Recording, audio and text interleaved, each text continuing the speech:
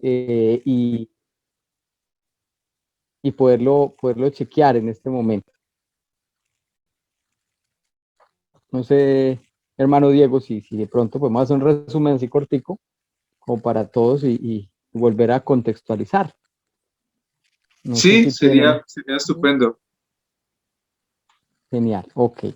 Bueno, estuvimos hablando nos introdujimos en el tema de la ética a partir de algunas preguntas, digamos, como la diferencia entre la ética cristiana y la ética normal, y intentamos dilucidar desde el concepto, desde donde empieza a aparecer, digamos, dentro del marco de la comunidad cristiana.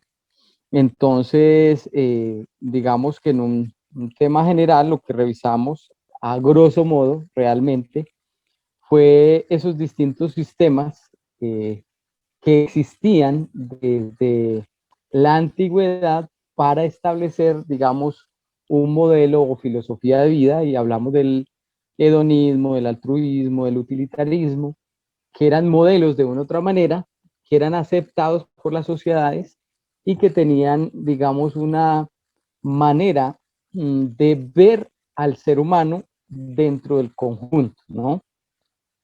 Y que eran elementos a los cuales en este caso Pablo se vio enfrentado cuando llevó la palabra de Dios, con unos nuevos códigos, con unas nuevas experiencias que daban paso obviamente a una revisión a profundidad de lo que es la ética considerada en ese entonces. Y pues obviamente esos grandes dilemas es donde se enfrenta Pablo a esos principales filosofías de una u otra manera que estaban presentes, que era por un lado los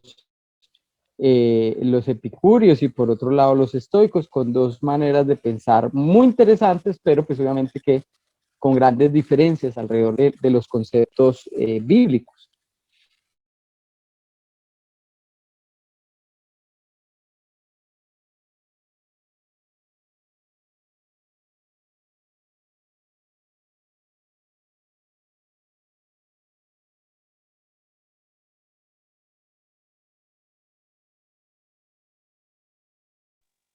Creo que se le ha ido la señal a nuestro hermano Mauricio.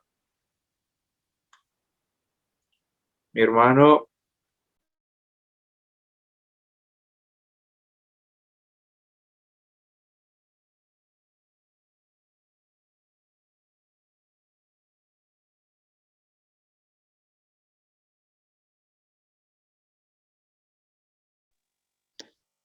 sí, hermano.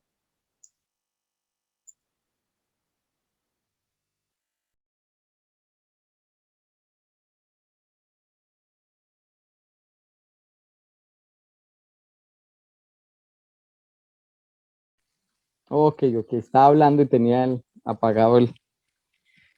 Ay, ay, ay, la tecnología. Me pasé a los datos porque está fallando un poquito acá el Wi-Fi. Últimamente ha estado fallando mucho, pero bueno, ya estamos Vale. aquí otra vez. Yo no sé dónde me quedé, yo creo que me quedé en el concepto bueno, lo que estaba haciendo un resumen acerca de a lo que se Pablo, enfrentaba. Pablo y los epicúreos y todo el Ok, desafío que había en ese momento. el desafío que ellos tuvieron y pues que obviamente Pablo presentaba un sistema muy independiente, un sistema ético independiente a lo que ya se existía en la época.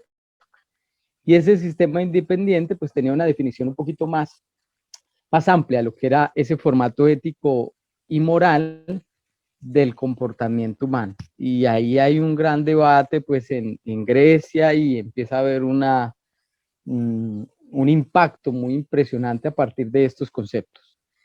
Y de una u otra manera, pues definimos el concepto de ética, que por un lado la ética defiende esos principios que guían el comportamiento, eh, que es como lo elemental, y por otro lado el tema de la moral, que es, digamos, esa definición del comportamiento o el cumplimiento de la norma como tal.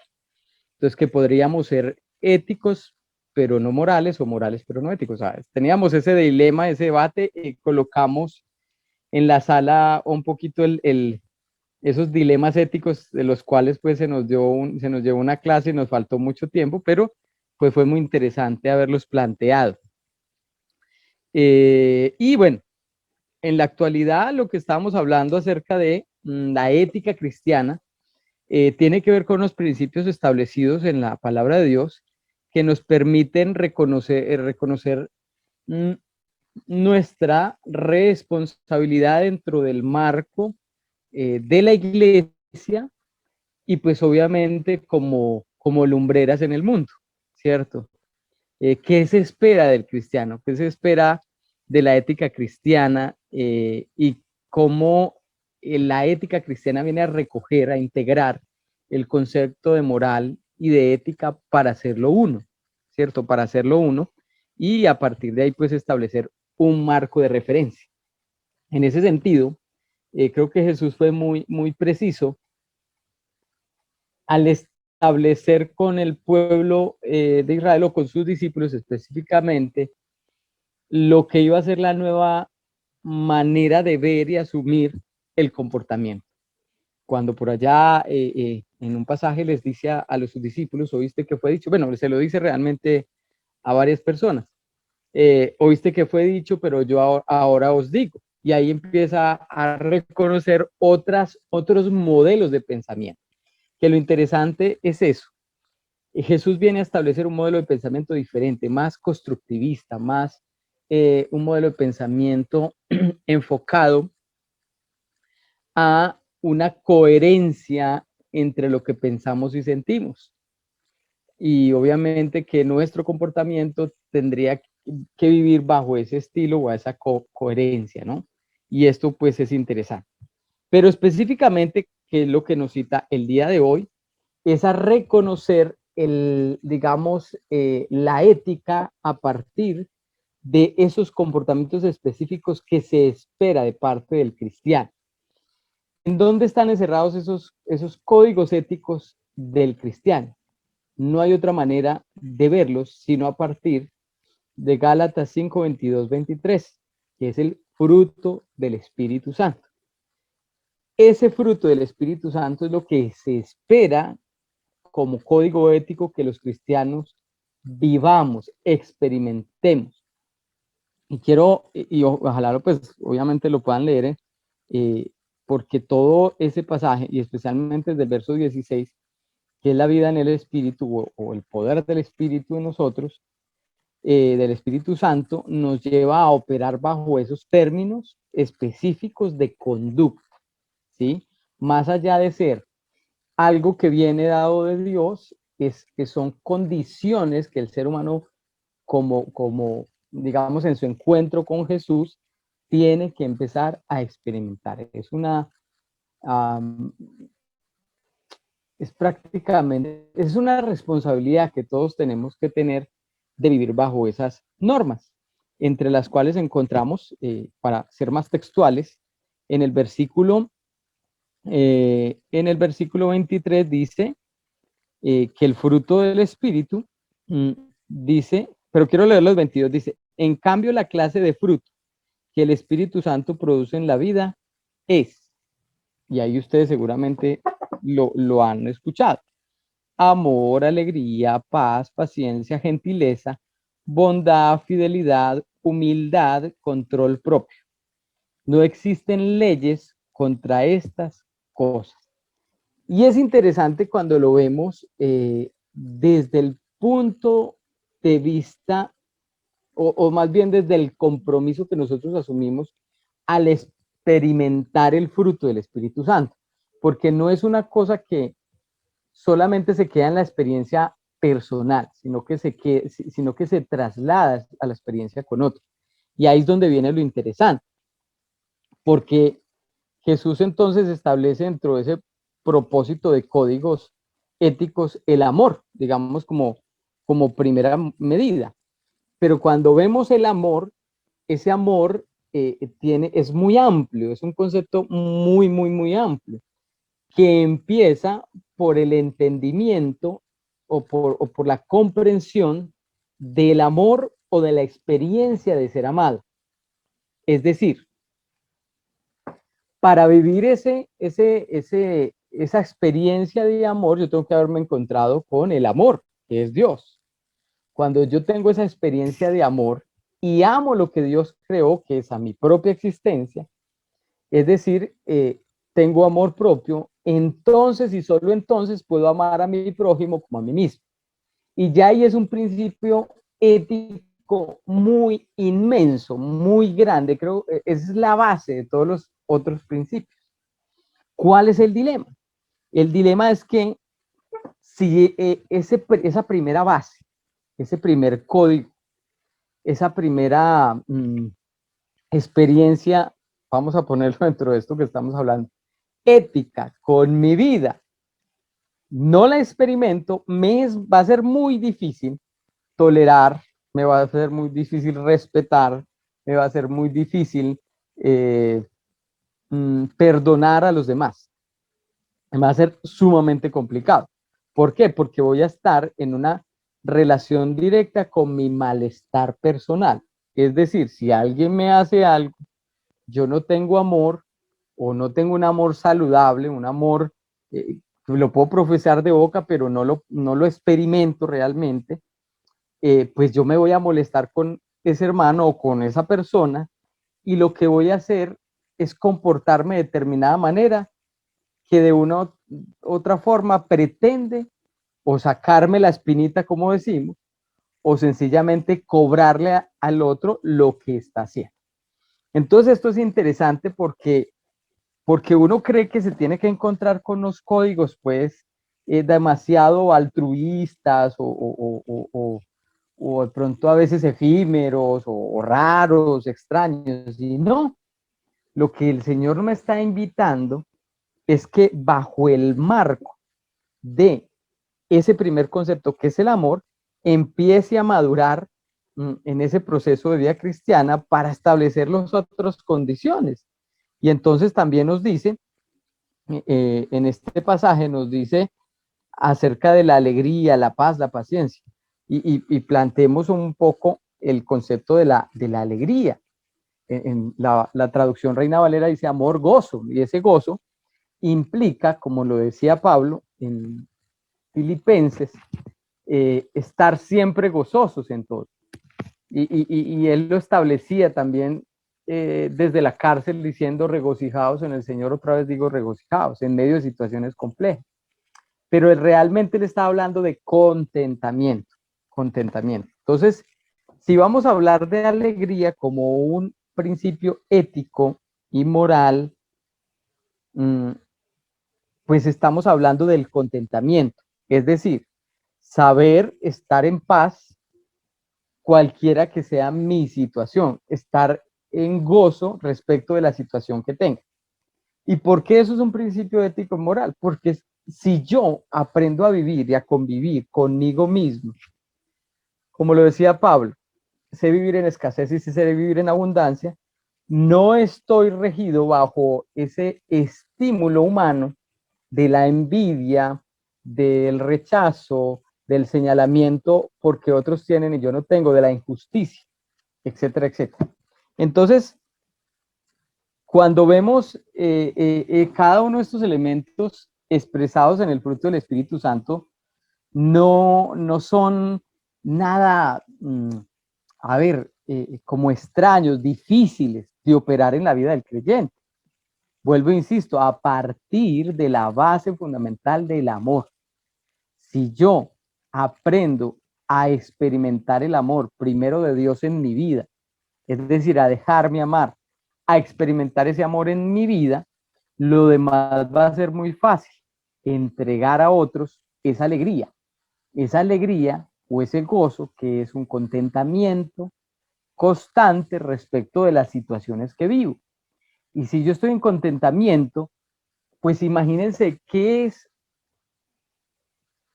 la dinámica relacional con otros. Si yo estoy en gozo, ¿cómo me voy a relacionar con otros? Así el otro esté enojado, así el otro tenga algunas situaciones contrarias, así el otro venga de pronto a afrentarme o a enfrentarme y a afrentarme, pues sencillo, mi gozo va a ser suficientemente un fuerte o herramienta, va a ser una herramienta suficiente para, como dice también por allá Proverbios, ante esa persona que es iracunda, que es fuerte, que es compleja, pues yo voy a responder de manera asertiva, ¿cierto? Entonces mire cómo esto se empieza a combinar de manera interesante. Otros elementos, el otro elemento que aparece es la paz. Y la paz, obviamente, es esa oportunidad o es ese equilibrio innato, o ese equilibrio más bien que se vuelve innato en el creyente.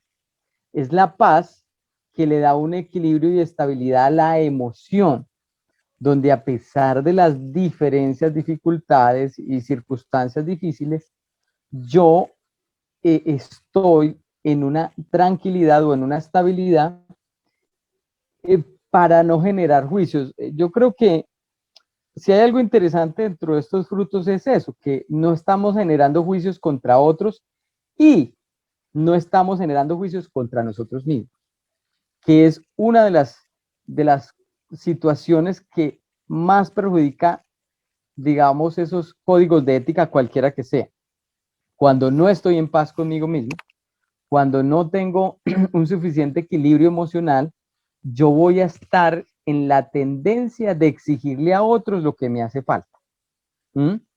Cuando yo me siento vacío, pues voy a esperar que otros me llenen. Y en ese esperar que otros me llenen, voy a establecer una especie de estándares para los demás. Es decir, los demás tienen que cumplir unos estándares para yo aceptarlos o no.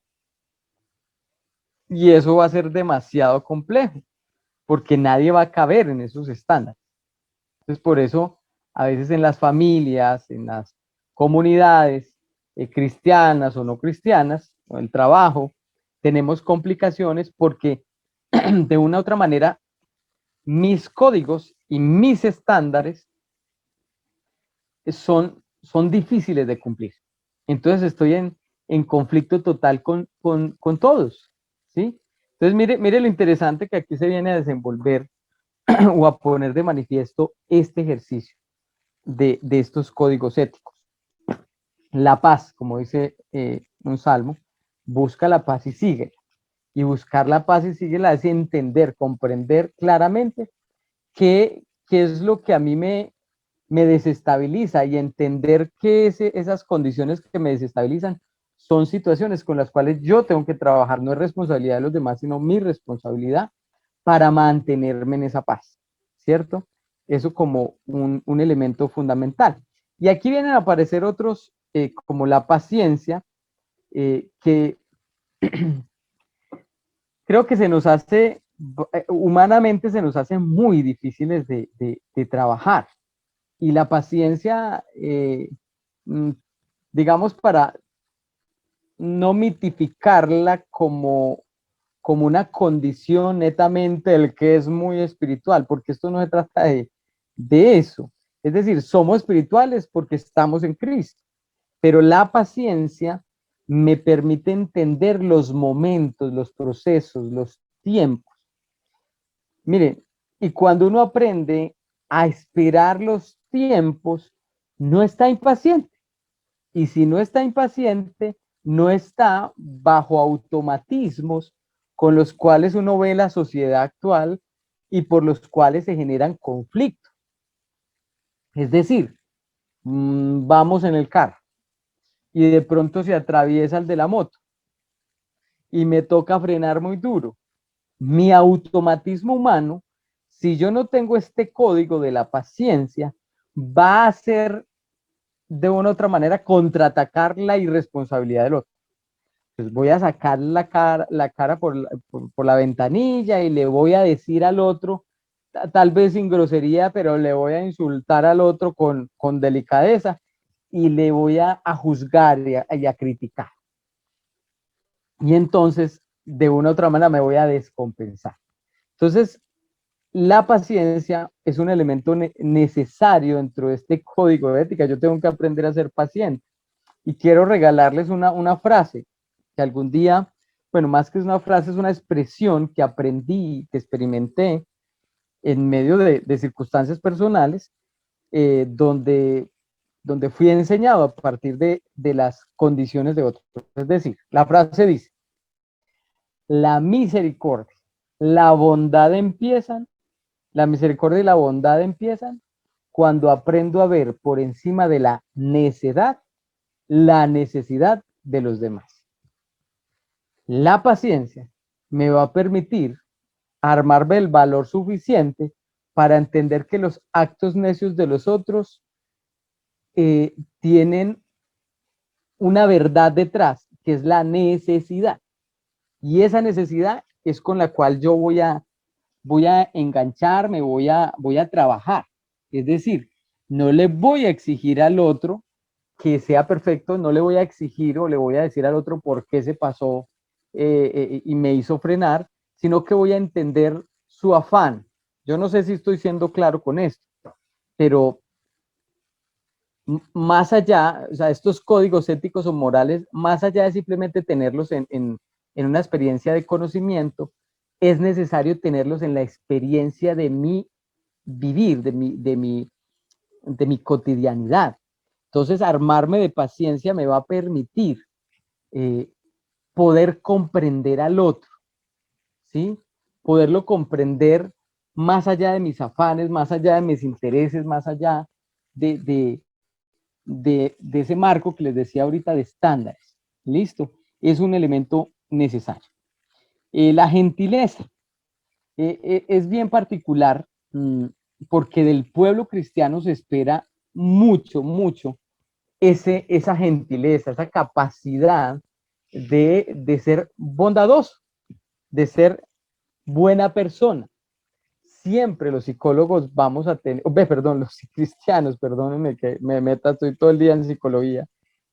Los cristianos, siempre se va a esperar del cristiano que sea buena persona. Se espera bondad del cristiano. Mi hermano Diego, iba a preguntar, que por ahí veo la manito levanta. No, quería como compartir una experiencia relacionada a lo que está diciendo, porque creo que eso me ha ayudado mucho en el momento en que de la otra persona hay algo que no está bien. Por ejemplo, yo estaba en Bucaramanga un día y agarré un mototaxi para llevarme al terminal, y pues un mototaxi cuesta, ¿qué? 2.000 pesos, en Bucaramanga máximo 3.000 pesos, porque Bucaramanga es costoso, ¿no? Entonces, yo le paso al tipo 10.000 pesos y el tipo me dice, es así, o sea, son 10.000 pesos. Y yo como que, o sea, no son 10.000 pesos, pero, o sea, en lugar de pelear, yo digo, no, dale, o sea, dale, quédatelo, no tengo problema por 10.000 pesos, quédatelo, pero mi pensamiento fue, o sea, que pobre, o sea, qué tan miserable puede ser la vida de una persona que se, que se quede con algo tan insignificante. O sea, tratar de comprender qué miserable, o sea, qué tan problemática es la vida de alguien que sale a insultar, que sale a dañar, que sale a robar, que sale a lastimar a otros. Entonces, en lugar de engancharme con eso, dice, no, dale, o sea, dale, o sea, ya tu vida está suficientemente fatal como para engancharnos aquí por 10.000 pesos. Increíble, mire, son experiencias bastante, mi hermano Diego, comunes de la vida diaria. ¿Cuántas veces nos pasan tantísimas cosas? Y ahí, de una u otra manera, nos volvemos muy humanos y somos muy humanos.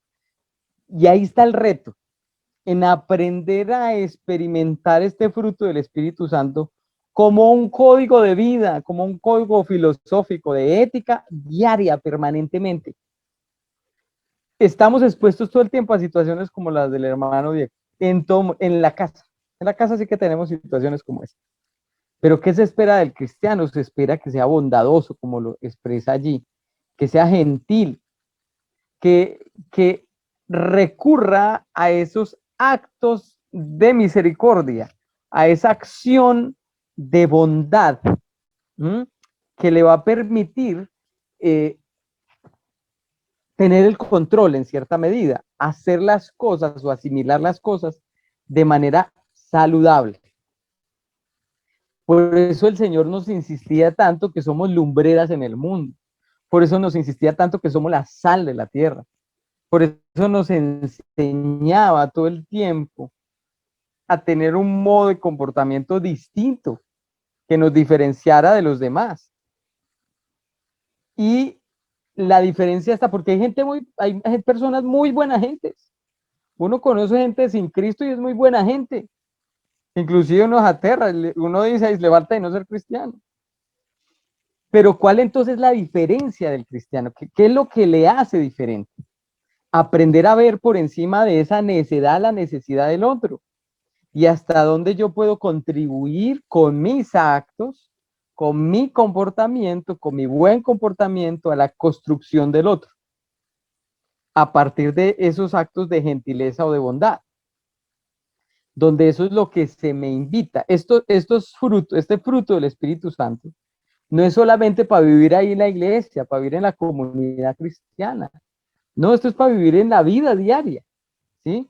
Yo tengo que vivir bajo esos conceptos de gentileza y de bondad. No, y cuando hablamos de esa gentileza y esa bondad, estamos también pensando que lo que pasa alrededor de nosotros no es contra nosotros, ¿sí? Porque muchas veces el cristiano está como armado con la vida y ve que todo el mundo está, que todo es pecado, que todo el diablo está en todo lado y no se responsabiliza con su vida, no se responsabiliza con sus actos de bondad.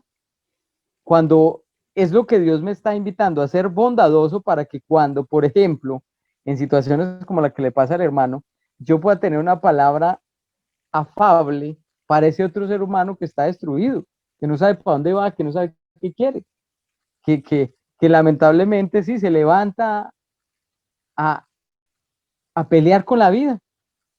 Y cuando tal vez un acto de misericordia, de bondad nuestro, puede demostrarle a ese otro ser humano, es como me decía alguien, una cachetada de realidad, ¿cierto? Pero una cachetada amorosa, donde le hace reaccionar y le hace pensar que hay otra manera de ver las cosas, que hay una otra manera de hacer las cosas. Entonces yo creo que esa es una gran responsabilidad que tenemos frente a eso. Cuando habla de la fidelidad, mm, bueno, nos pone en un aprieto tremendo porque la fidelidad encarna nuestras creencias, es decir, yo soy fiel a lo que creo. El punto es que tanto lo creo, ¿sí? Y cómo lo estoy creyendo. Es decir, no solamente es fidelidad a Dios, es fidelidad a todo ese marco de referencia de comportamientos en los que yo estoy convencido que debo de estar. Comportamientos que me llevan a realizar, o más bien a tener una dinámica, vuelvo, insisto, con los demás de manera equilibrada, ¿cierto? Una fidelidad a mis principios, a mi manera de actuar, a lo que he aprendido de Dios, ¿cierto? Y esa fidelidad es una constante de la vida y no quiere decir que no fallemos porque vamos a fallar como seres humanos, vamos a fallar, pero esa fidelidad me permite retomarme, ¿no? Si he fallado frente a un comportamiento, digamos, dentro de ese marco ético-moral, con mi familia, con alguien alrededor, pues tengo la capacidad de reconocerme y ser fiel a eso para decir, hey, perdónenme porque la embarré. Y también la capacidad de reconocer que fallamos, la fidelidad. Y eso también pues hace parte de este ejercicio ético. Humildad y control propio. Pues la humildad obviamente es algo que, ojo, se espera también del cristiano, pero la humildad no quiere decir que eso lamentablemente es algo que ya se ha venido trabajando en las iglesias. Humildad no es um, como esa posición lastimera, subyugada del cristiano, donde deja que se la monten, donde deja que todo pase por encima y el cristiano no habla, no dice nada. No, la humildad es esa capacidad que tenemos como cristianos de reconocernos como hijos de Dios, pero de reconocer nuestra acción favorable para con otros. Humildad para, como dice la escritura, saber hacer el bien y hacerlo, ¿no? Saber hacer el bien y hacerlo. Humildad para reconocer nuestros errores y saber que podemos mejorar. Humildad para acercarnos a todos los días a la mejora continua de lo que somos, ¿cierto? Eso requiere humildad, porque de lo contrario va a haber altivez, va a haber grandiosidad, ¿no? Yo soy cristiano y soy perfecto y estoy por encima del bien y del mal, y etcétera, etcétera. Entonces, la humildad me permite a mí estar aterrizadito y saber que soy humano y que de una u otra manera estoy expuesto y que por esa exposición, pues yo tengo que ser cada día más centrado en mí, más centrado en mí, obviamente en Cristo, pero en mí alrededor de lo que necesito aprender y mejorar de mí. Y por último, cuando habla del control propio, que me parece fundamental porque termina con esa perla del dominio propio, que en la otra versión es templanza, también me está hablando de que yo tengo que aprender a tener unos límites realistas de las cosas. El cristiano también tiene que tener carácter. El cristiano también tiene que tener la posibilidad de decir sí, de decir no. Y eso hace que ese cristiano sea más fidedigno, sea más idóneo para cualquier condición, no solamente en el marco de la iglesia, sino en todo espacio donde interactuemos. El control propio entonces nos permite uno evaluar nuestros propios, esos propios aprendizajes en Cristo o esos propios códigos que rigen mi vida. Me permite acercarme cada vez más a ellos para reconocer si los estoy poniendo en práctica o no. Dominio propio me permite a mí ser responsable con cada uno de esos elementos para cambiarlos, para mejorar. En resumidas cuentas, el fruto del Espíritu es lo que se espera del cristiano y no se consigue, y permítame expresarlo de esta manera, no se consigue solo con una oración que hice un día, Señor, lléname el fruto del Espíritu Santo. No, yo tengo que ejecutarlo, ya el Espíritu Santo está en mí, ya la presencia de Dios está en mí, ya yo estoy revestido de Dios, pero tengo que poner mis manos en el arado, tengo que actuar de manera coherente con lo que Dios me está invitando. Entonces, eh, todo depende de Dios, pero mía es la responsabilidad de tomar decisiones. Esto, digamos, como para cerrar el marco de lo que se espera del cristiano entre los códigos de ética y moral. Hay muchas más cosas, muchas más tela por cortar, pero quería llegar como a este punto esencial, porque pues entraríamos a revisar muchos elementos, pero ¿dónde se encierran todos esos elementos? En esto, el fruto del Espíritu Santo que está en nosotros.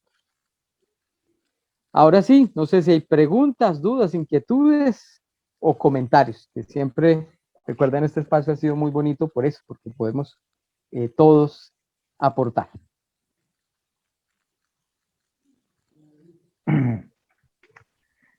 Dios les bendiga, hermano. Un gusto saludarlo nuevamente. ¿Me escuchan? Sí, señor. Sí me oyen, gracias. Dios les bendiga a cada uno. Y bendiciones para hermano Mauricio. Yo creo que, bueno, yo cuando dijeron que iban a dar un tema de ética cristiana, tenía algunas expectativas. Pensaba que era algo más complicado, digámoslo así, ¿verdad? Porque comprender ese tema, digamos, yo lo sentía que iba a tener que dar algo más extenso, más información, porque había leído sobre ética y moral, ¿verdad? y viéndolo bien, pues son ramas de la filosofía que son bien extensas, ¿verdad?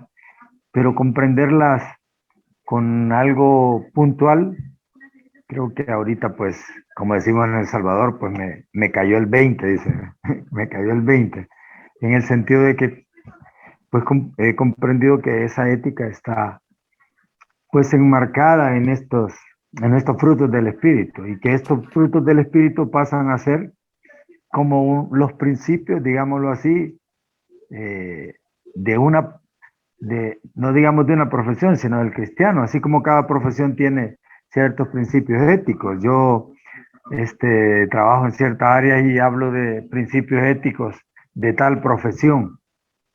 Y entonces aquí los principios éticos del cristiano tendrían que ser esos frutos del Espíritu. Prácticamente serían la base. Lo demás para nosotros los cristianos, pues creo que estaría encerrado en la parte moral, ¿verdad? Porque como decía anteriormente usted, pues todos, cumplimos normas, todos de alguna manera pues cumplimos normas, tenemos comportamientos de acuerdo a las costumbres, de acuerdo a las prácticas, de acuerdo a la profesión, de acuerdo al ambiente en donde nos desenvolvemos, de alguna manera cumplimos normas. Pero la norma, digamos así, del cristiano, ¿verdad? Está enmarcada en la palabra de Dios, y creo de que al hablar de una norma específica para el cristiano, una norma ética, digámoslo así, hay que irse a estos frutos del Espíritu, ¿verdad? Comprendo ahora que esos frutos del Espíritu son, digámoslo así, como la base ética de esta no profesión, sino de este modo de vida que nosotros tenemos, porque el cristianismo se convierte en un modo viviendo, un modo de vida. Para regir ese modo de vida, ¿verdad? Habría que regirse por por estos frutos del Espíritu como principios éticos, ¿verdad? Así que, pues, por ahí comprendo yo, ¿verdad? Gracias, hermano. Qué importante, digamos, esa acotación que hace. Y sí, definitivamente podríamos escudriñar, buscar, indagar. Pero yo creo que Jesús no nos quiere complicar la vida. El Señor no nos quiere complicar la vida y nos pone las cosas más claro de lo que creemos. Entonces es interesante. No sé si hay más opiniones o preguntas.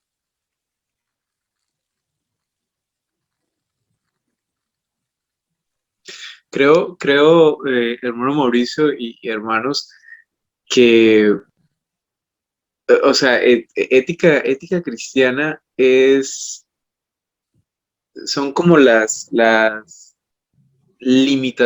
delimitaciones de la conducta cristiana, ¿no? Eh, Porque como decía usted, al cristiano se le demanda un modus de vida por lo que representa, ¿no? Por cómo se presenta al mundo. Ya, no me presento como Diego, sino que me presento como alguien que sigue algo o a un alguien que es Cristo. O sea, soy cristiano.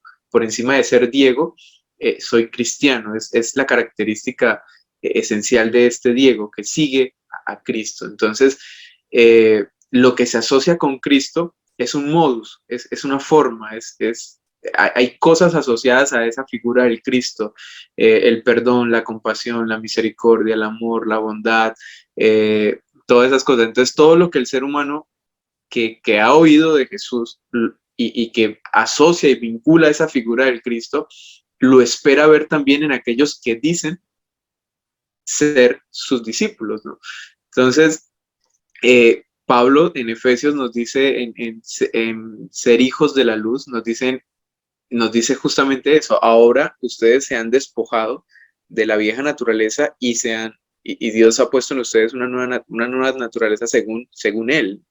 Entonces, el que robaba no robe más. Y son conductas, ¿no? Son las limitaciones de tu conducta ahora están fundamentadas en estos parámetros. El que robaba no robe más, el que mentía no mienta, no maldiga, X, Y. Vivan como hijos de la luz, ¿no?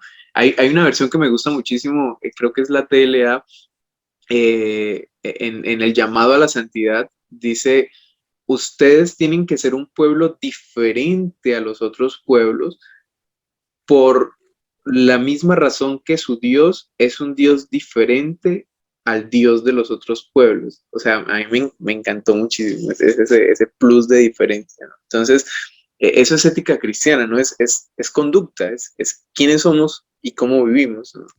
Desde mi percepción de lo que hemos conversado y de lo que hemos analizado, totalmente de acuerdo en que Gálatas es el que establece esos pilares fundamentales, pero que obviamente si comenzamos a desmenuzar a partir de ahí, pues tenemos más y más, porque la vida no está solamente en eso, ¿no? La vida es una complejidad enorme, pero es como que siempre tienes un lugar a donde ir a revisar. Eso es como lo importante. Por eso la palabra se convierte en algo tan fundamental, ¿no? Porque es el lugar a donde vas a revisar constantemente, vas a revisar, es tu punto de referencia, ¿no? Es tu punto de referencia. Estás viviendo, sientes que la vida está un poco embolatada, vas y revisas y dices, oh, por eso está embolatada. Entonces, llegas, corriges y sigues creciendo. Exactamente. Interesante. Es decir que, digamos, en resumidas cuentas, cuando hablamos de lo ético, estamos hablando de la definición que da la palabra de Dios, y en este caso que lo miramos a partir del fruto del Espíritu, es esos códigos que se espera, esos principios que guían el comportamiento, en este caso del cristiano. Ahí están establecidos. Eso es ética. Lo moral tiene que ver con el hecho de asumirlos en la vida personal y ponerlos por obra. Entonces ahí yo soy ético y moral porque empiezo a ser coherente con los dos elementos y empiezo a vivirlos, a experimentarlos. Qué interesante. Hermano, gracias por ese dato que nos da. Muy interesante. Bueno, no sé si hay más preguntas o yo ahorita vi al pastor conectado, yo no sé si está todavía o si no se pudo conectar. No, lo que pasa es que ellos están viajando hacia otro departamento, Ok. habían parado a comer y le dio chance de conectarse, pero de una vez siguieron Pero el camino. aquí estamos escuchando, Dieguito. Véalo, ahí está. Ok, pastor. Dios les bendiga a todos. Mi hermano Mauricio, muchísimas gracias. Sí, estamos viajando en este momento. Ahí alcancé a verlo un ratico, pero lo estamos escuchando aquí en el auto y vamos súper despacio porque está lloviendo muchísimo por acá. Pero aprovechando de oír esta tremenda enseñanza con estos principios tan maravillosos, que creo que es la base fundamental de todo cristiano, ¿no? Decirle a Pedrito que este es el primer semestre. Vamos a ver otra vez ética cristiana más adelante. Vamos a ver también ética ministerial. Y bueno, hay mucho todavía por ahondar. Hay muchos temas por aprender, por indagar. Así que los felicito por estar presentes en esta sala de Zoom. Creo que es un reto enorme estudiar virtualmente estos procesos. Y yo sé que Dios nos va a dar la victoria en este maravilloso proyecto. Hermano Mauricio, muchísimas gracias. Gracias por su tiempo, gracias por compartir con nosotros lo que Dios le ha regalado y deseamos de todo corazón que Dios le prospere grandemente en el servicio que usted da a la comunidad y en el servicio que usted da a Dios a través también de la comunidad. Así que un saludo para todos, el Señor les bendiga y seguimos aquí en carretera. Un abrazo. Pastor, muchas gracias, Dios le bendiga, gracias a usted por la invitación y pues yo siempre con todo el amor aquí dispuesto a aportar un poco a toda esa construcción que como cristianos tenemos, así que no, muchas gracias, muchas gracias. No sé si hay por ahí, vi una mano levantada, me pareció, mi hermano Diego, sé que lo puede ver bien ahí desde allá, si hay alguien más que quiere opinar. Dios le bendiga, ¿sí me escuchan? Ah, Pastor Wilson, ¿cómo me le va? Dios me le bendiga. Un gusto, hermano Mauricio. Quisiera hacerle una pregunta. Si nosotros nos vamos al libro de Hechos de los Apóstoles, el apóstol Pablo, cuando va a Atenas, encuentra a los epicúreos y estoicos en el Areópago y él tiene un debate acerca de ética, ¿no? Porque esas eran las dos corrientes filosóficas en ese tiempo, Pues, epicúreos, sí. gente que vivía de la carne, y los estoicos que soportaban. Entonces yo quisiera que usted me ayudara en una cosa. ¿Cómo, cómo, ¿Cómo le catalogaron a Pablo en ese momento los atenienses, sabiendo que solo tenían dos escuelas, ¿no? Los epicúreos y los estoicos? Si me pudiera ayudar en esa pregunta. Dios le bendiga. Ok, ok, amén, amén. Bueno, mire, hay algo interesante dentro de estos pueblos y era la apertura que tenían al conocimiento, la apertura que tenían y la flexibilidad que tenía a pesar de esos sesgos, obviamente, filosóficos que ya aparecían. Porque a pesar de que habían varias escuelas, de una u otra manera la gente estaba aperturada siempre a las nuevas experiencias. Entonces, digamos que sí fue un choque cultural, un choque fuerte dentro de sus creencias o dentro de sus pensamientos filosóficos, la exposición de Pablo. Y de una u otra manera, el escuchar o el asumir estas realidades, estas nuevas maneras de ver el mundo, de ver al ser humano como tal, pues les implicó un movimiento, una reflexión profunda que progresivamente, obviamente no todos, pero sí muchos se fueron encaminando al cristianismo a partir de allí. Entonces, si pudiéramos decir directamente frente a la pregunta, ¿qué impacto pudo tener? ¿Cómo lo recibieron? Pues podríamos decir que esa flexibilidad de los pueblos desde el conocimiento y desde la necesidad de encontrarse consigo mismo, pues yo creo que fue bien recibida. O sea, dentro de lo que uno revisa, uno encuentra, obviamente había debate, es lógico, porque es que eran pueblos pensantes, eran pueblos eh, que siempre estaban bajo la premisa de considerar el conocimiento como la fuente obviamente máxima de su estabilidad. Entonces siempre estaban dispuestos al debate. Y en ese debate, pues seguramente tuvo muchos debates Pablo en esas experiencias, tuvo muchos debates que le permitieron poner ese mensaje, ¿cierto? Al que muchos creyeron, que eso es lo interesante. Entonces, puede que esos eruditos o esas personas sabias de la época, de las diferentes corrientes, puede que hubieran no estado de acuerdo con algún pensamiento de Pablo, con alguna idea, pero muchos empezaron a creer y eso fue lo suficiente, eso fue lo importante. Desde recibirlo seguramente, desde lo que uno encuentra, lo recibieron porque lo recibieron bien en el sentido en que aumentaba su saber, más allá de la confrontación, de que si estaban de acuerdo o no estaban de acuerdo. Entonces, digamos que en resumidas cuentas sería como esa posición, mi hermano Wilson. Sí, no, que eso daría pie a otro espacio bien interesante, porque esa pregunta es bien, bien profunda, ¿no? No sé si queda un poco claro para el pastor Wilson. Mi hermano Mauricio, lo que pasa es que como nos está enseñando ética Sí. y en este tiempo, acuérdese que el mundo está lleno de nuevas realidades, ¿no?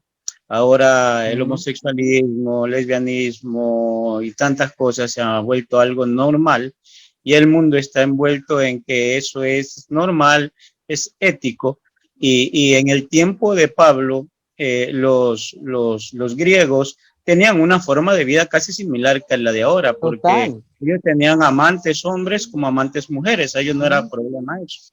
Entonces, yo quería saber el impacto que tuvo el evangelio en esta gente filosófica, ¿no? Padres de la cultura griega que estuvieron envueltos en epicurismo, en estoicismo. Entonces, mi pregunta era eso, o sea, con el impacto que tenemos ahora, con la forma que vemos ahora en este momento el mundo y la sociedad más que todo, vemos que el mundo se está volviendo peor que antes por causa de falta de ética y más que todo ética cristiana.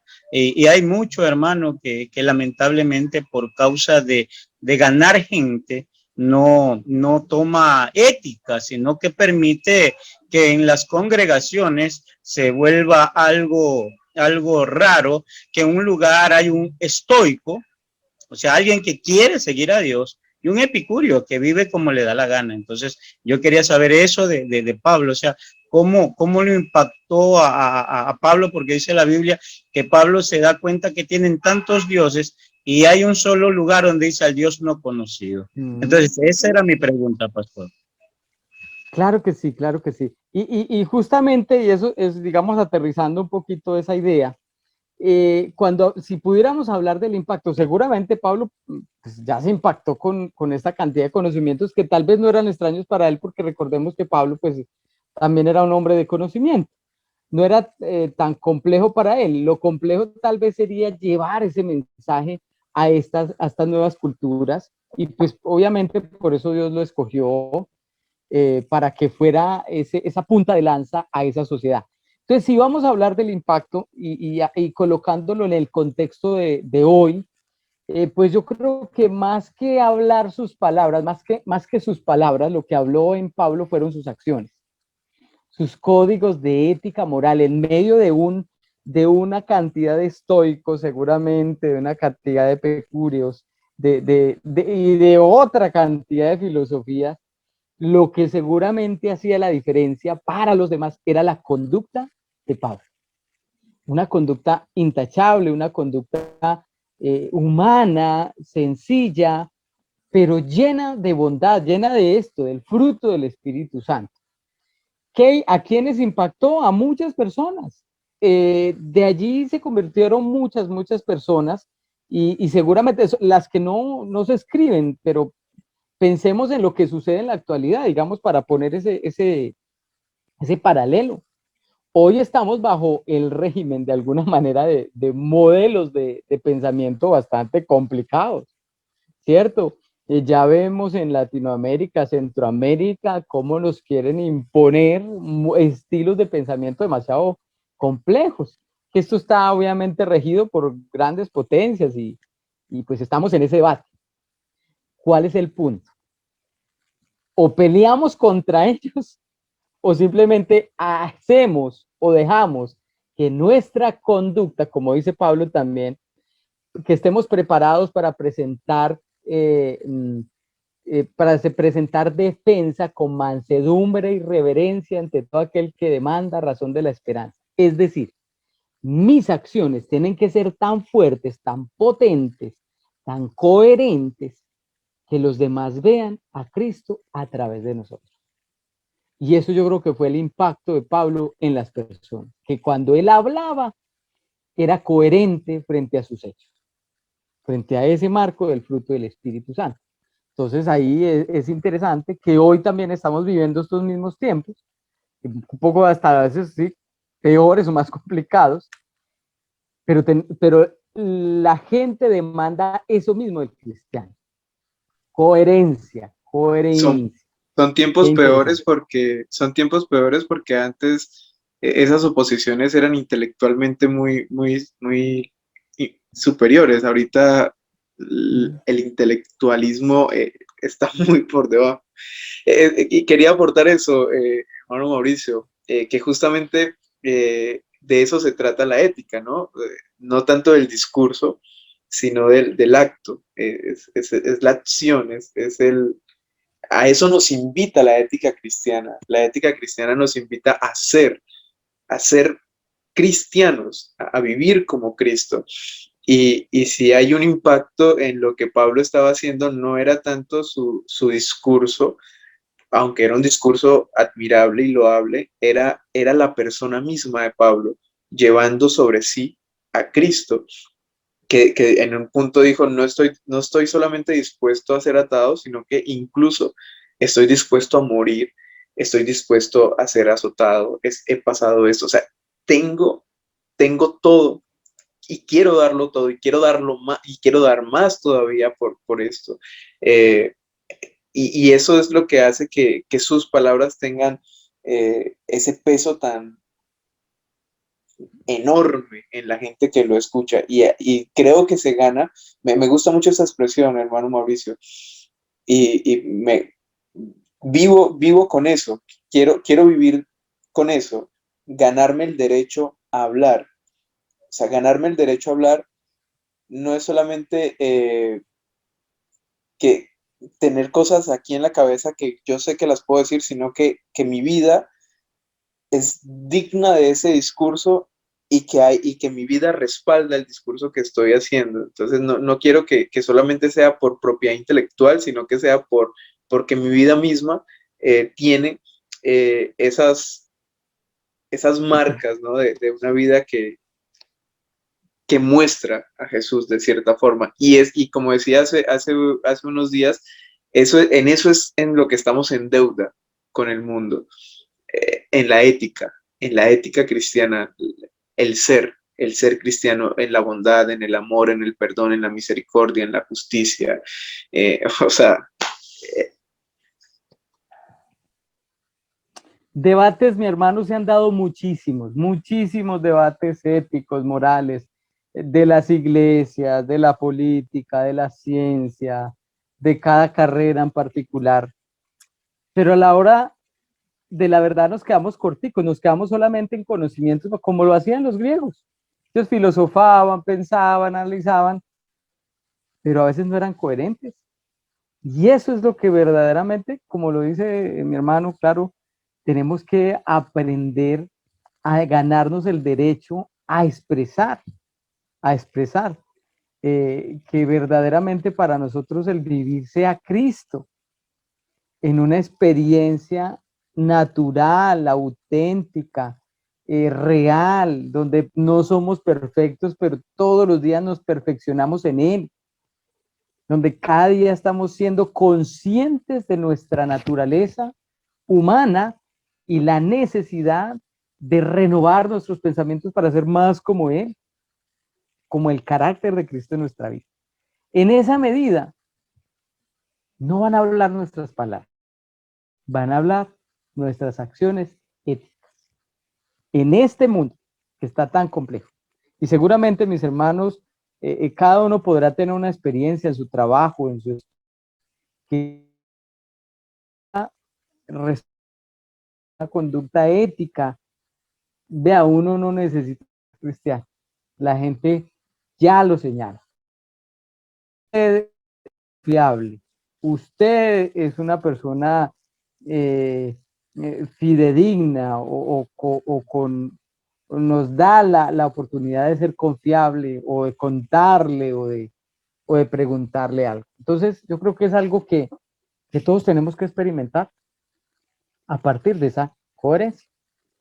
En eso, aquí podemos hablar mucho de ética y por eso no quise entrar en esos detalles directos y ya pues el pastor lo expresó, eso serán temas de otro momento, porque ¿qué nos ganamos con filosofar tanto sabiendo que Jesús es tan concreto frente al hecho de lo que demanda de nosotros? Entonces, qué rico que hoy podamos irnos con esto. ¿Qué es? Pues que sencillamente yo tengo que aprender a vivir bajo un código de ética que Dios me entregó y está ahí, en ese concepto de Gálatas 22, 23. Capítulo 5, 22, 23. Entonces, ¿qué es el fruto del Espíritu? Vivamos bajo el fruto del Espíritu. Por ahí alguien que levantó la mano también, mi hermano. Oh, buenas noches, Dios les bendiga. No sé si me escuchan. Sí, ¿verdad? Ok, mi hermano, sí. Bueno, primero quería aportar un poco lo que habló el pastor Wilson. Creo que fue él, donde mencionaba que nuestra sociedad es muy similar a la sociedad antigua, tanto griega, y que aún Jesús, creo que es en el mismo pasaje que usted hacía referencia cuando les dice que oísteis en el antiguo tiempo, se les dijo ojo por ojo y diente por diente, más yo les digo que si alguien les da, parafraseando, si alguien les da una cachetada, ustedes pónganle la otra mejilla, ¿verdad? Y él les dijo que si esas palabras hubieran sido predicadas en Sodoma y en Gomorra, que no hubiese sido consumida esa ciudad. O sea que inclusive cuando habla de 3 ciudades, no recuerdo muy bien los nombres, pero el punto es que a veces nosotros pensamos que ética también tiene que ver en qué aceptamos. Y a veces confundimos la palabra aceptación con aprobación. Yo puedo aceptar, o nosotros, o Jesús acepta a las personas como vienen, como están. Pero hay conductas, hay acciones, hay palabras que no las aprueba y que es por medio de un proceso de renovación, por un proceso directamente del Espíritu Santo que son cambiadas, que son renovadas y que nacen de nuevo realmente. Pero a veces nosotros confundimos en que una persona homosexual no puede venir a la iglesia porque es homosexual. O sea, claro que puede venir, pero no vamos a aprobar sus conductas o sus pensamientos o su filosofía de vida. O sea, lo vamos a aceptar, pero no vamos a aprobar su ética, si se le pudiera llamar así. Entonces, ese sería el pensamiento que quería aportar en base a lo que escuchamos en la clase. Antes que usted pone por, creo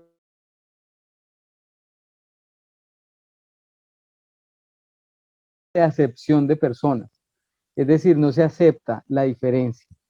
Y aceptar la diferencia obviamente es entender que hay personas que definitivamente necesitan el amor de Cristo para poder transformar su mente y su corazón. Yo les digo, en el marco de la psicología, que es mi línea, que es mi base, que es mi carrera, mi profesión, muchas personas llegan que son homosexuales, lesbianas, y no vienen a buscar un referente espiritual. Y lo interesante que es que a partir del amor de Dios, a partir de ese ejercicio de hacer un reconocimiento, de una profundización, digamos, de su realidad y que en algún momento se encuentran con la necesidad de entender que hay un vacío que solamente puede llenar Dios, pues terminan cambiando y terminan decidiendo dejar de tener esas conductas y, como lo dijo el hermano ahora, renovar su mente para de alguna manera caminar diferente o hacer las cosas diferentes como a Dios le complace. Entonces, sí, no hay que hacer acepción de personas, pero eso no quiere decir que estemos aprobando. Tenemos que abrir ahorita, por eso la iglesia no puede quedarse en el marco de 4 paredes. La iglesia que tiene que extenderse. Yo creo que hoy en día, más que nunca, estamos llamados a irnos afuera, a todos los lugares, como lo hizo Pablo. Pablo se metió en la boca del lobo.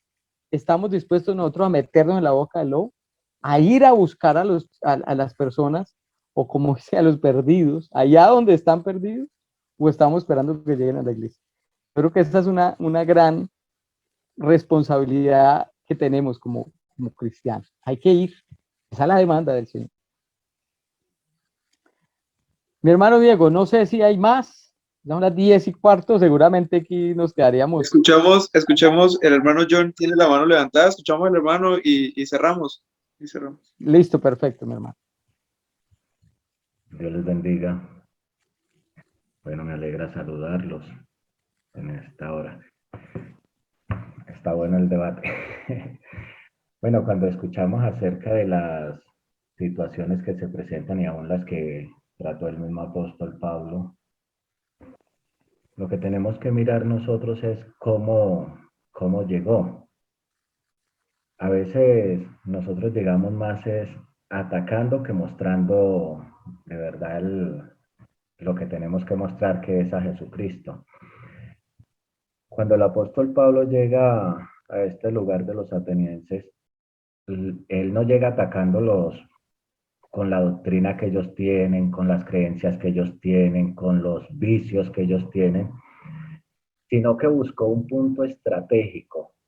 Entonces, a la persona no hay que señalarle lo que tiene, sino hay que darle lo que no tiene. Eso es lo que uno tiene que hacer. Vivimos en un mundo de que realmente pudiéramos decir que las situaciones cada vez se hacen más difíciles, pero si sabemos llegarle a la gente, va a ser fácil llevar el Evangelio. ¿Cuál fue la estrategia del apóstol Pablo? Vio que ellos eran muy centrados en la parte de la idolatría, eludió todos los otros puntos que había y allí entonces toma como base el lugar que ve con un altar, pero sin un Dios. Entonces de ahí parte él. Tocó la inquietud que ellos tenían. Como seres humanos todos tenemos una necesidad y si nosotros sabemos llegar a esa necesidad de la persona, la vamos a hacer sensible. Es ahí. Entonces, cada cual va a defender lo que tiene, así esté equivocado. Pero hay que llegar precisamente a esa parte sensible. O sea, el Evangelio no está puesto para atacar ni siquiera el mismo pecado, sino para mostrarle la condición al ser humano. Es ahí. Cuando al Señor le llevaron la mujer que fue sorprendida en el adulterio, la ley incluso decía que había que llevarlos a ambos y había que apedrearlos a ambos. Y cuando nosotros vemos allí, favorecieron al hombre y llevaron solo la mujer. Y dice la escritura, fueron sorprendidos en el acto mismo del adulterio. Pero el Señor no atacó la situación que ellos estaban, o sea, no atacó ni a la mujer ni la situación que se presentaba en ese momento, sino que tomó algo sencillo y es, si alguno está libre de pecado, lance la primera piedra. Listo. Sus conciencias fueron acusadas por algo que habían hecho ahí mismo, que fue la injusticia, haber llevado solo a la mujer y no al hombre también. Entonces, con algo muy sencillito, el Señor les llegó a la conciencia de ellos. Entonces, la ética precisamente nos lleva a ese punto, saber actuar frente a esas personas que, aunque están en el pecado, para ellos lo están haciendo bien, porque sus conciencias, como dice la escritura, están cauterizadas. Entonces nosotros tenemos que hacer que esa conciencia precisamente se vuelva sensible y es a través de cómo les presentamos nosotros el Evangelio y cómo los tocamos con la palabra. Si los atacamos, realmente no vamos a hacer nada, porque la Biblia dice que la palabra áspera pues hace subir el furor, pero la palabra suave hace que la persona sea más sensible realmente al Evangelio. Y eso fue lo que sucedió con Pablo. Pablo no llegó atacándolos. Pablo tocó la parte sensible de ellos, que era la parte de la idolatría. Y entonces les presentaba a un Dios que ellos no conocían. Y eso despertó en ellos la inquietud. Aquellos que pudieron abrir su corazón y llegar a conocer a ese Dios que ellos no conocían, lo aceptaron. Otros no, pero se ganó terreno. Entonces, ese es el trabajo de nosotros como predicadores, saberle llegar a la gente. Vivimos en un mundo que está bajo el maligno, pero hay que rescatarlos de allí.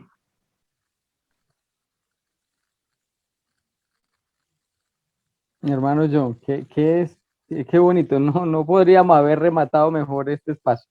Qué bonito eso. Y bueno, la intención práctica es vivamos a Cristo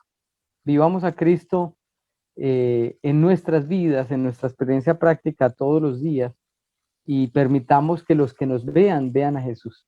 Esa sería como la gran conclusión. No sé, mi hermano, si oramos, le damos gracias a Dios por estas enseñanzas y les invito pues a que le demos gracias a Dios, que nos siga instruyendo y que nos permita estar muy atentos a su palabra y a lo que Él quiere enseñar.